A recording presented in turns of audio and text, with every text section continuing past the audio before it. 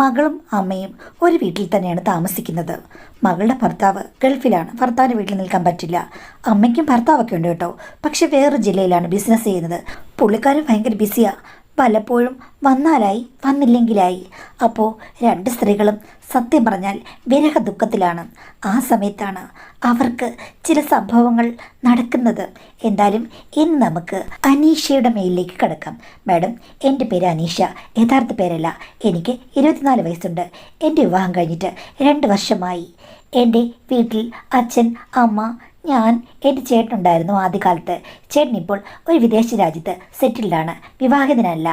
എൻ്റെ വിവാഹം പൂർണ്ണമായും അറേഞ്ച്ഡ് മാരേജാണ്. എനിക്കും അദ്ദേഹത്തിന് കണ്ട് ഇഷ്ടപ്പെട്ടാണ് അത് നടന്നത്. പിന്നെ പുള്ളിക്കാരന് ഗൾഫിലാണ് ജോലി. എനിക്ക് ഗൾഫിൽ പോകാൻ താല്പര്യമില്ല. ഇവിടെ എനിക്കൊരു ജോലി കിട്ടണം. അതിനുവേണ്ടി ഞാൻ ട്രൈ ചെയ്യുകയാണെന്ന് ആദ്യമേ പറഞ്ഞു. സാരമില്ല, ഇവിടെ നിന്ന് പഠിച്ചോളൂ. PSC കോച്ചിങ്ങോ എന്ത് വേണമെങ്കിലും ചെയ്തോളൂ എന്ന് അദ്ദേഹം പറഞ്ഞു.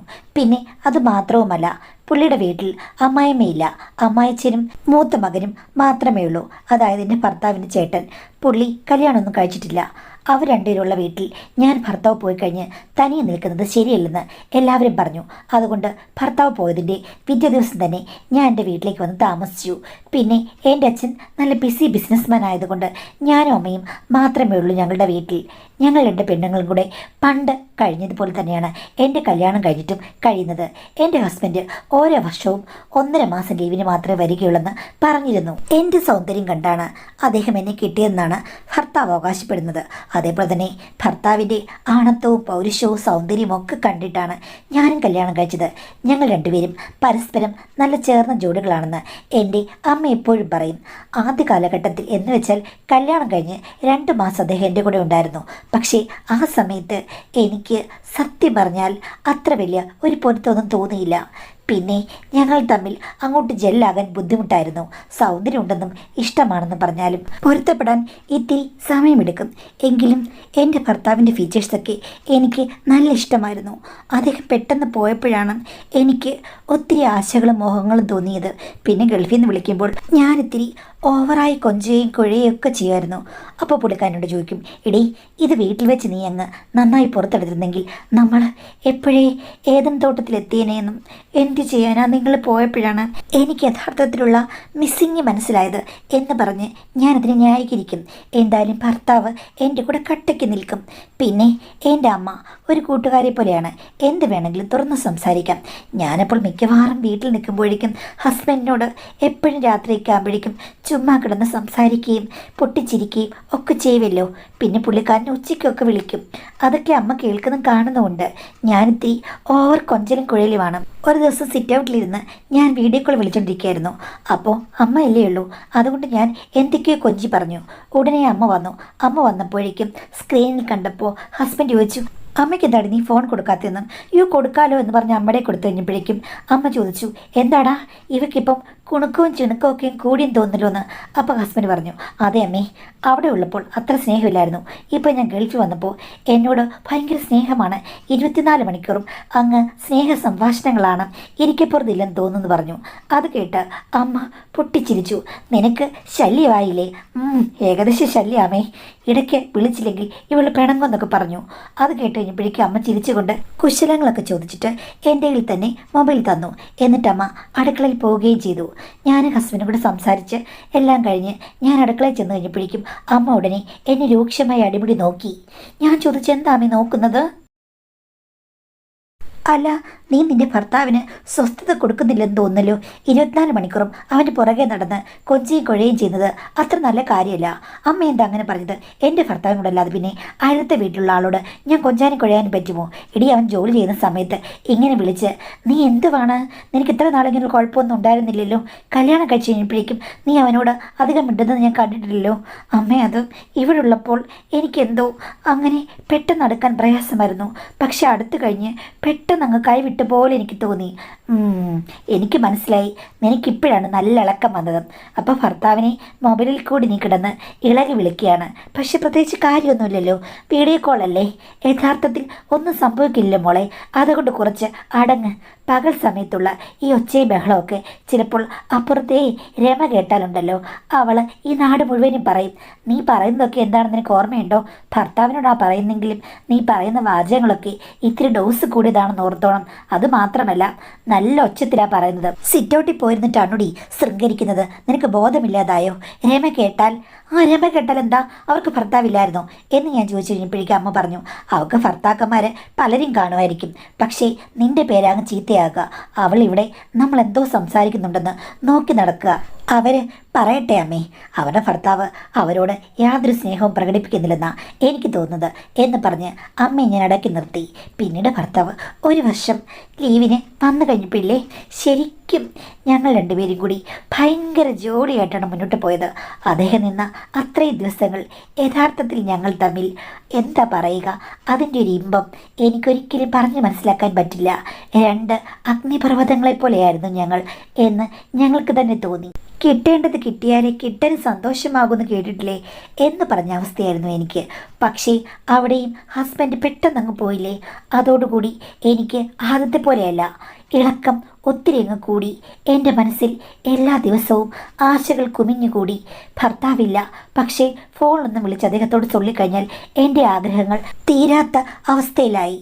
സത്യം പറഞ്ഞാൽ ആ അവസ്ഥയിലാണ് പല വീഡിയോസും ഡൗൺലോഡ് ചെയ്ത് ഞാൻ കാണാൻ തുടങ്ങിയത്.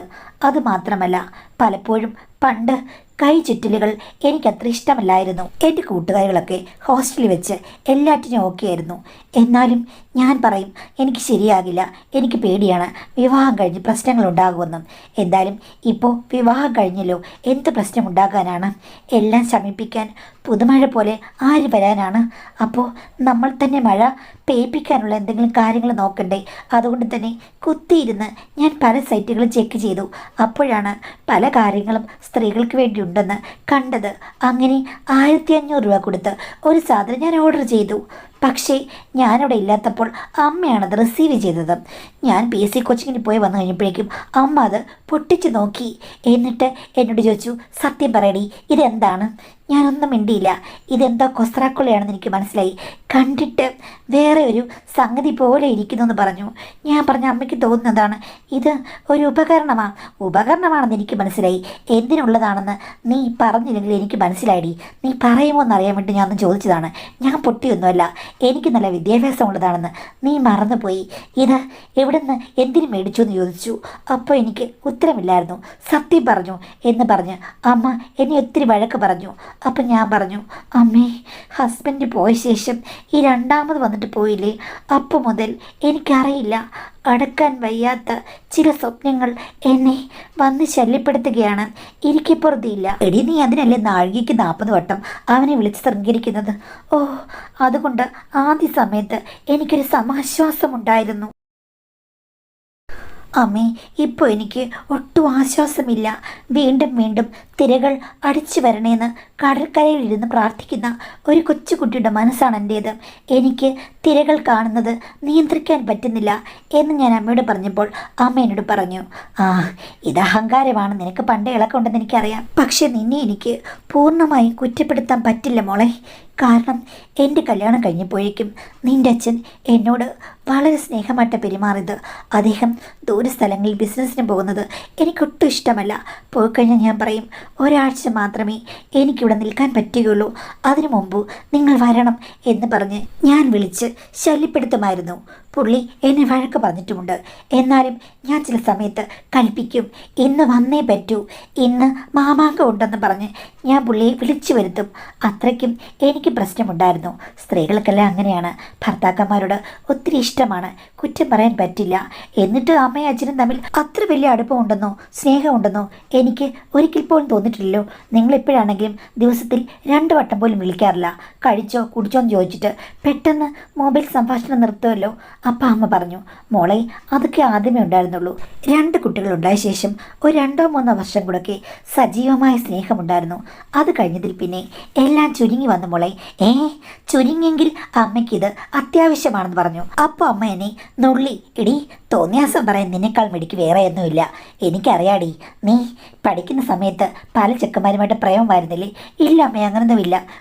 ഇല്ല, ആർക്കറിയാം, നീ എല്ലാ കളരിലും കയറി മാറി കള്ളിപ്പയറ്റ് കഴിഞ്ഞിട്ടാണോ ആ ചെക്കൻ്റെ തലയിലായതെന്ന് ദൈവത്തിനറിയാം. നീ വെറുതെ പറയുന്നതാണ്. നിന്റെ കഥകളൊന്നും നീ എന്നോട് പറഞ്ഞിട്ടില്ലല്ലോ. അങ്ങനെയൊന്നുമില്ല അമ്മേ. ഞാനാണിങ്ങനെ വീഡിയോ ഒക്കെ കാണും, പിന്നെ കൂട്ടുകാരികളോടൊക്കെ സംസാരിക്കും, അത്രേ ഉള്ളൂ. അല്ലാതെ ഒന്നുമില്ലായിരുന്നു. അത് പോട്ടെ, അമ്മയുടെ കഥ പറ. എന്നിട്ട് അമ്മ പിന്നെ എങ്ങനെയാണ് ഇത്രയും കാലം ഇങ്ങനെ ജീവിച്ചത്? നിങ്ങൾക്കിടയിൽ എന്താണ് സംഭവിക്കുന്നത്? ആ, ഞങ്ങൾക്കിടയിൽ സംഭവിക്കുന്നു മണ്ണാങ്കട്ട. നിങ്ങളെ രണ്ടുപേരെയും വളർത്തുന്നു. അങ്ങേര് വരുമ്പോൾ അങ്ങേർക്ക് കഞ്ഞിയും കറി വെച്ച് കൊടുക്കുന്നു, പണം മാനേജ് ചെയ്യുന്നു, വസ്ത്രം കഴുകുന്നു, വീട് നോക്കുന്നു. ഇതല്ലാതെ പ്രത്യേകിച്ച് ഒന്നുമില്ല. അപ്പോൾ അച്ഛന് വലിയ പ്രശ്നങ്ങളൊക്കെയാണോ? അമ്മയുമായിട്ട് അടുത്ത് പെരുമാറാൻ പുള്ളിക്ക് ബുദ്ധിമുട്ടാണോ? അങ്ങേർക്ക് ഒരു പ്രശ്നവുമില്ല. അങ്ങേർക്ക് താല്പര്യം നഷ്ടപ്പെട്ടു. വേറെ എവിടെയെങ്കിലും ഏതെങ്കിലും ജില്ലകൾ കാണും ഊഞ്ഞാലാടാൻ. ഞാൻ എന്ത് ചെയ്യാനാണ്? പലവട്ടം പല തെളിവുകളും കണ്ട് ഞാൻ വഴക്കുണ്ടാക്കി നോക്കി. അതിലൊന്നും എനിക്കൊരു ഗുണവും തോന്നിയില്ല. അപ്പോൾ പിന്നെ ഞാൻ എന്ത് ചെയ്തു? ഒന്നുകിൽ നിങ്ങളെ രണ്ടുപേരെയും കൊണ്ട് എൻ്റെ വീട്ടിലേക്ക് പോകണം, ഇല്ലെങ്കിൽ ഇങ്ങനത്തെ കാര്യം മൈൻഡ് ചെയ്യാതെ ജീവിക്കണം. ഞാൻ ആലോചിച്ചപ്പോൾ രണ്ടാമത്തെ കാര്യമാണ് ബുദ്ധി എന്ന് എനിക്ക് തോന്നി. അതെന്താ അമ്മയ്ക്ക് അങ്ങനെ തോന്നിയത്? എടി, എൻ്റെ വീട്ടിൽ പോയി കഴിഞ്ഞാൽ പരിമിതമായ സാമ്പത്തികമേ അവിടെയുള്ളൂ. ഇങ്ങനെയൊക്കെ അങ്ങനെയാണോ? ബിസിനസ് ചെയ്ത് നല്ല സ്വത്തുക്കളും പണവും ഉണ്ടാക്കിയിട്ടുണ്ട്. അതുമാത്രമല്ല, നിങ്ങൾ 2 പിള്ളേരാണ്. അവരെയും കൊണ്ട് ഞാൻ വീട്ടിൽ പോയി കഴിഞ്ഞാൽ നിങ്ങൾ ബുദ്ധിമുട്ടും. അങ്ങനെയുള്ള കുട്ടികളല്ലേ, അതുകൊണ്ട് നിങ്ങൾ ബുദ്ധിമുട്ടരുത്. അതുകൊണ്ട് ഞാൻ ഒരു കാര്യം ചെയ്തു. ഞാൻ അതൊന്നും ശ്രദ്ധിച്ചില്ല, എന്തെങ്കിലും കാണിച്ചോട്ടെ എന്ന് വിചാരിച്ച്. പിന്നെ അങ്ങയുടെ ഒരു ചുറ്റിക്കളികളുടെ പിന്നാലെ ഞാൻ പോയിട്ടില്ല. എനിക്ക് എന്തെങ്കിലും ആവശ്യമുണ്ടെന്ന് ഞാൻ പറഞ്ഞിട്ടുമില്ല. പണം അത് കറക്റ്റായിട്ട് കിട്ടണമെന്ന് മാത്രം ഞാൻ വാൺ ചെയ്തു. അതെനിക്ക് കിട്ടുന്നുമുണ്ട്. എൻ്റെ കാര്യങ്ങൾക്ക് നിങ്ങളുടെ കാര്യത്തിനും ലാവിഷായിട്ട് ഞാൻ ഉപയോഗിക്കുന്നുമുണ്ട്. അതിൽ ഞാൻ സംതൃപ്തിയായി ജീവിച്ചു, അത്രയേ ഉള്ളൂ. അമ്മയ്ക്കല്ലാതെ ഒരിക്കൽ പോലും എന്നെപ്പോലെ ഈ സമയത്തെ ഞാനിപ്പോൾ കാണിച്ചതുപോലെ എന്തെങ്കിലും കാര്യങ്ങൾ തോന്നിയിട്ടുണ്ടോ? എനിക്ക് തോന്നിയിട്ടുണ്ട്, പക്ഷേ കാലഘട്ടം വേറെയാണ്. ഒന്നാമത്തെ കാര്യം, ഇതേപോലെ ഒരമ്മയായിരുന്നില്ല എനിക്കുള്ളത്. ഒന്നും ഷെയർ ചെയ്യാൻ പറ്റില്ല. പിന്നെ സഹോദരങ്ങളോടോ അല്ലെങ്കിൽ കൂട്ടുകാരോടോ ഒന്നും ഷെയർ ചെയ്യുന്നൊരു സ്വഭാവമില്ല. അങ്ങനെ കഴിഞ്ഞപ്പോഴേക്കും നമ്മുടെ പ്രശ്നങ്ങൾ നമ്മളിൽ തന്നെ ഒറ്റപ്പെട്ടു പോയി. അപ്പോൾ പിന്നെ എന്ത് ചെയ്യാനാണ്? സഹിച്ച് ജീവിക്കുക എന്നുള്ളതല്ലാതെ വേറെ ഒരു മാർഗമില്ല. പക്ഷേ നിങ്ങളെപ്പോലെയുള്ള ഇപ്പോഴത്തെ തലമുറകൾക്ക് ഒത്തിരി ഓപ്ഷൻസ് ഉണ്ട്. ഭർത്താവ് ഉണ്ടെങ്കിലും അല്ലെങ്കിൽ കാമുകനുണ്ടെങ്കിലും ബെസ്റ്റിയോ അങ്ങനെ എന്തൊക്കെയോ കാര്യങ്ങളുണ്ട്. അതുമാത്രമല്ല, ഇപ്പോൾ നമ്മൾ നോക്കിക്കഴിഞ്ഞാൽ ആയിരക്കണക്കിന് ആൾക്കാരെയാണ് നമ്മുടെ വിരൽത്തുമ്പിൽ കാണുന്നത്. നമ്മുടെ ഭർത്താവിനേക്കാളോ കാമുകന്മാരെക്കാളോ ഒക്കെ സൗന്ദര്യമുള്ള ആളുകൾ. അതുകൊണ്ട് തന്നെ അവർക്ക് ജസ്റ്റ് ഒരു മെസ്സേജ് ഇട്ട് കഴിഞ്ഞാൽ അവർ ഏത് ഉഗാണ്ടയിൽ നിന്നാണെങ്കിലും ഇവിടെ വന്ന് നമ്മുടെ അടുത്ത് വരും. അത്രയ്ക്കും അഡ്വാൻസ്ഡ് ആയില്ലേടി ലോകം. പിന്നെ ഇപ്പോഴത്തെ പിള്ളേർക്ക് അതൊന്നും ഒരു കാര്യമല്ല. ആർക്കും ഇങ്ങനെയുള്ള കാര്യങ്ങൾ ചെയ്യുന്നതിൽ ഒരു റിഗ്രറ്റും ഇല്ല എന്ന് അമ്മ പറഞ്ഞു. അപ്പോൾ അമ്മ പണ്ടത്തെ മനസ്സുമായി ജീവിക്കുകയാണോ? അല്ലാതെ പിന്നെ എന്താ ചെയ്യുക? പുതിയ മനസ്സുമായി ഞാൻ ഇറങ്ങിക്കഴിഞ്ഞാൽ ബന്ധുക്കളൊക്കെ എന്ത് പറയും? അപ്പോൾ അമ്മയുടെ പ്രശ്നങ്ങളുടെ താക്കോലല്ല ഇരിക്കുന്നത് ബന്ധുക്കളുടെ കയ്യിലാണ്. അതങ്ങനെയല്ലേടി? നാട്ടുകാരെ ബന്ധുക്കളെയൊക്കെ നമ്മൾ കൺസിഡർ ചെയ്യണ്ടേ? അത് ശരിയാമേ. പിന്നെ അമ്മ ഇങ്ങനെ ഇടയ്ക്കിടയ്ക്ക് പറയില്ലേ, അതുകൊണ്ടാണ് ഞാനിത് വരുത്തിച്ചത്. ഇതാകുമ്പോൾ ബന്ധുക്കൾക്കും അറിയില്ല, നാട്ടുകാർക്കും അറിയില്ല, ഭർത്താവിനും അറിയില്ല. നമ്മളായി നമ്മുടെ പാടായി. എന്തായാലും ഈ കാര്യങ്ങൾ കൊണ്ട് നമുക്ക് അബദ്ധവും പറ്റില്ല. എല്ലാം കൊണ്ട് സേഫാണ്. ഒരു കണക്കിന് നീ പറയുന്നത് ശരിയാണ്. എന്നാലും എൻ്റെ മോളെ, എനിക്കിതൊക്കെ അങ്ങ് പേടിയാണ്. അത് പിന്നെ പെണ്ണുങ്ങൾക്ക് സ്വതവേ പേടിയാണ്. എനിക്ക് പണ്ട് പേടിയായിരുന്നു. ഹോസ്റ്റലിൽ താമസിക്കുമ്പോഴേക്കും എൻ്റെ കൂട്ടുകാരികൾ ഇങ്ങനെയുള്ള കാര്യങ്ങൾ എപ്പോഴും യൂസ് ചെയ്യും. ഞാനിപ്പോൾ പറയും എനിക്ക് പേടിയാണ്, കല്യാണം കഴിഞ്ഞ പ്രശ്നം ഉണ്ടാകുന്നു. അമ്മയുടെ കൺസെപ്റ്റുകളാണ് എനിക്കും ഉണ്ടായിരുന്നത്. പക്ഷേ ഇപ്പോൾ അത് എനിക്കങ്ങോട്ട് പ്രായോഗികമാക്കാൻ പറ്റുന്നൊരവസരമല്ല. കാര്യം എൻ്റെ ആവശ്യങ്ങൾ അതിന് മീതെയാണ്. എടി, ഞാനൊരു കാര്യം പറയാം. ഇങ്ങനെയുള്ള കാര്യങ്ങളൊക്കെ നിനക്ക് അവസാനം പാരയായി വരരുത്. എന്ത് പാര? ഞാനൊരു കാര്യം പറയാം. മരുമകൻ കിണർ കുഴിച്ചിട്ടാണ് പോയത്. അവൻ വരുമ്പോൾ അത് കടലോ കുളമോ ഒക്കെ ആയിക്കഴിഞ്ഞാൽ അത് വലിയ പ്രശ്നമാകും. അമ്മ അങ്ങനൊന്നും കുഴപ്പമില്ല. ഞാൻ ദേ കറക്റ്റാണ് വാങ്ങിച്ചിരിക്കുന്നത്. അതുകൊണ്ട് പ്രത്യേകിച്ച് മാറ്റമൊന്നും ഉണ്ടാകില്ല. അപ്പോൾ അമ്മ പൊട്ടിച്ചിരിച്ചു. അത് ശരിയാണ്, എന്നേക്കാൾ ദീർഘവീക്ഷണം നിനക്കുണ്ട്, മിടുക്കിയാണ് നീ. പക്ഷേ എനിക്ക് പിന്നെ ഒരു സംശയം. എൻ്റെ പൊന്നുമോളെ, ഇത് അസാധാരണമല്ലേ?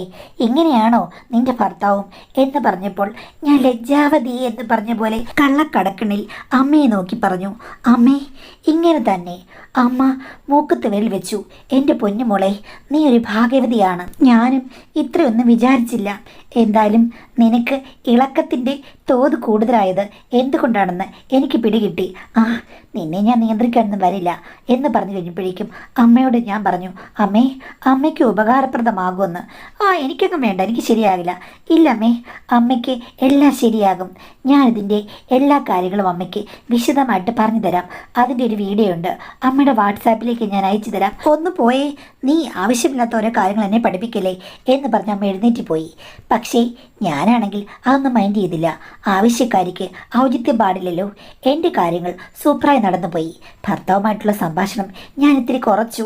അതുകൊണ്ടൊന്നും എങ്ങും ചെന്നെത്താൻ പറ്റുന്നില്ല. നല്ല നല്ല വീഡിയോസ് ഉണ്ട്.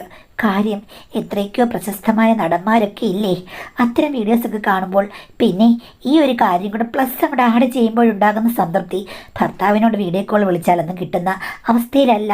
പക്ഷേ അമ്മേനോട് ഇടയ്ക്ക് വാൺ ചെയ്തു, ഇടി അവൻ വരുമ്പോൾ അവനോടുള്ള ഇഷ്ടം ഇല്ലാതാകുമെന്നും. ഞാൻ പറഞ്ഞ ഒന്നുമില്ല, എല്ലാം ഞാൻ മാനേജ് ചെയ്യും. അവിടെയും ഇവിടെയും ഒക്കെ മാനേജ് ചെയ്യാൻ പറ്റുന്ന ഒരവസ്ഥയിലേ ഇങ്ങനെയുള്ള കാര്യത്തിന് ഇറങ്ങിത്തിരിക്കാവൂന്ന് ഞാൻ പല വീഡിയോകളിലും കേട്ടിട്ടുണ്ടമ്മേ. അത് കൊള്ളാമല്ലോ. റിസർച്ച് നീ നടത്തിയോ? അതെ അമ്മേ, നമ്മളൊരു കാര്യത്തിൽ ഇറങ്ങിത്തിരിക്കുമ്പോഴേക്കും നമുക്ക് പിന്നീട് കുറ്റബോധം ഉണ്ടാകരുത്. എല്ലാം നമ്മൾ നന്നായി മാനേജ് ചെയ്യണം. അത് വന്നാൽ അതും മാനേജ് ചെയ്യും, ഇത് വന്നാൽ ഇതും മാനേജ് ചെയ്യും.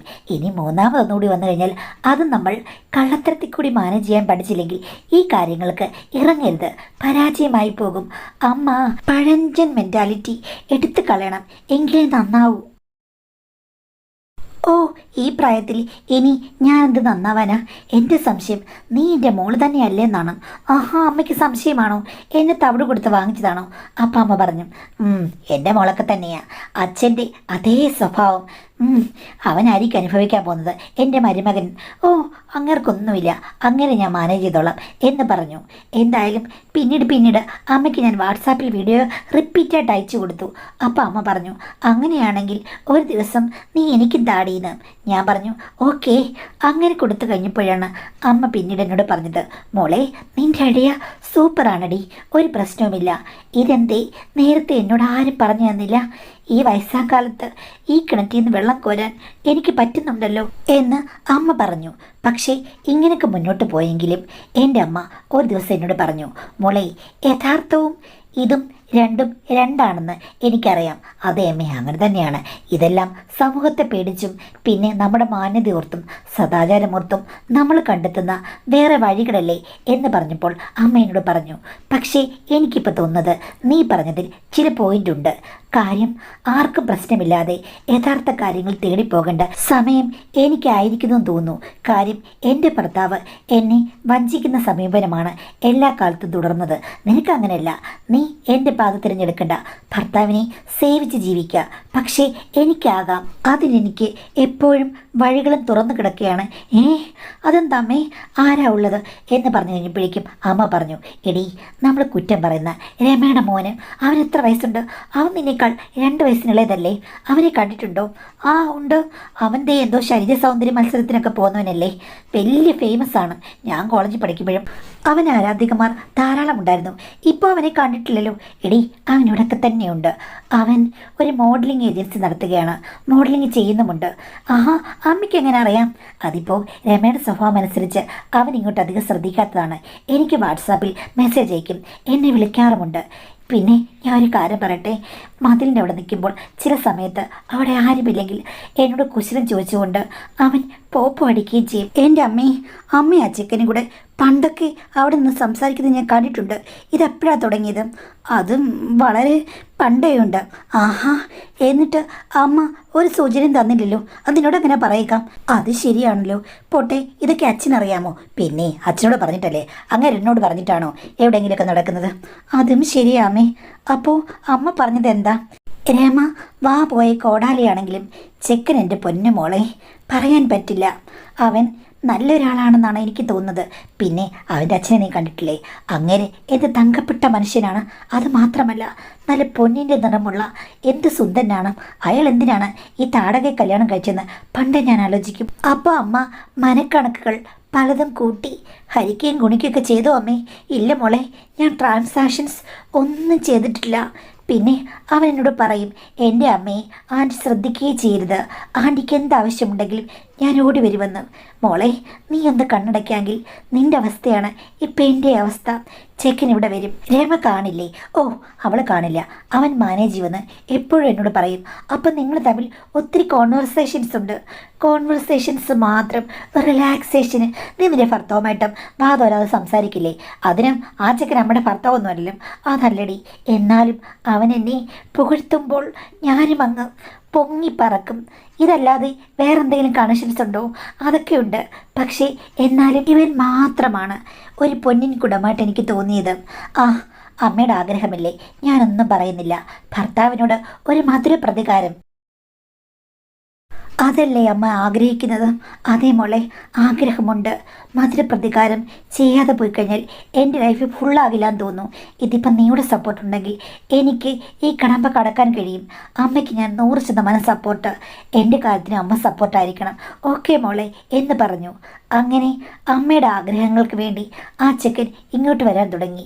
അന്നേരം സംസാരിച്ചപ്പോഴാണ് ഞാനും അവനെ ശരിക്കും കണ്ടത്. അമ്മയുടെ ചോയ്സ് അത് അതിമനോഹരം. എൻ്റെ ഭർത്താവിനെ ഞാൻ സുന്ദരനാണെന്ന് പുകഴ്ത്തും. പക്ഷേ രമയെ എനിക്കിഷ്ടമല്ലെങ്കിലും അവരുടെ പുത്രൻ, അത് പറയണ്ട. ഇവൻ ആരാണ്? അവൻ്റെ ലുക്ക് ഇപ്പോൾ ഒത്തിരി മേലെയാണ്.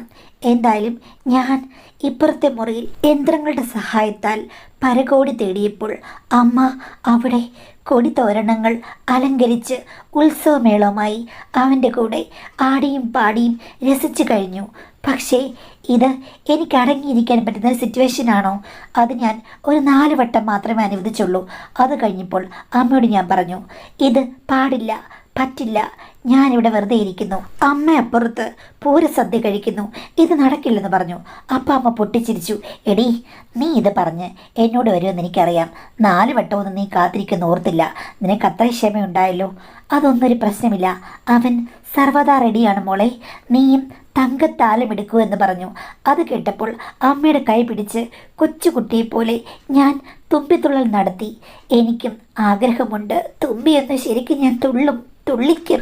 അവനാണെങ്കിൽ ഇതൊക്കെ തന്നെയാണ് പ്രൊഫഷൻ എന്ന് തോന്നുന്ന രീതിയിലാണ്. അപ്പോൾ പിന്നെ ഒന്നും പറയേണ്ട കാര്യമില്ല. വിദേശ രാജ്യങ്ങളിലേക്ക് വണ്ടി കയറാൻ വീഡിയോ കാണുമ്പോൾ നമുക്ക് തോന്നും അതിൻ്റെ ആവശ്യമില്ല, ഇവിടെ തന്നെയുണ്ട് ആളുകൾ എന്നെനിക്ക് മനസ്സിലായതോടുകൂടി എൻ്റെ മനസ്സിൻ്റെ അറിവിൻ്റെ വാതായനം ഞാനങ്ങ് തുറന്നപ്പോൾ പിന്നെ പറയണ്ടല്ലോ, അനർഗളമായി എല്ലാം ഒഴുകുകയായിരുന്നു.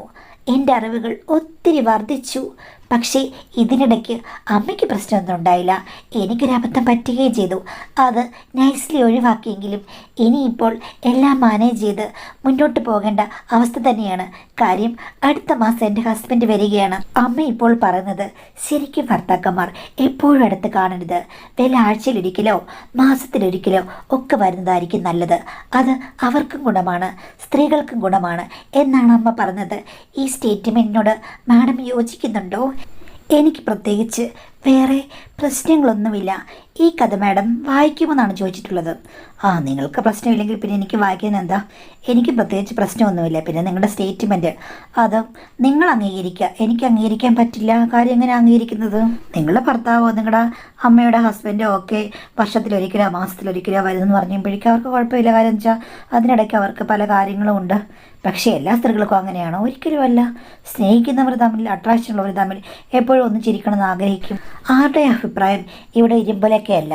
കാര്യം ഞാൻ പറയുന്നതാണെങ്കിലും ഓരോരുത്തർക്കും ഞാൻ പറഞ്ഞത് കേട്ട് വ്യത്യസ്ത അഭിപ്രായങ്ങൾ കാണും. നിങ്ങൾ പറയുന്നതും അങ്ങനെ തന്നെ. നിങ്ങൾക്ക് നിങ്ങളുടെ ഇഷ്ടം, മറ്റുള്ളവർക്ക് മറ്റുള്ളവരുടെ ഇഷ്ടം, അത്രയേ ഉള്ളൂ.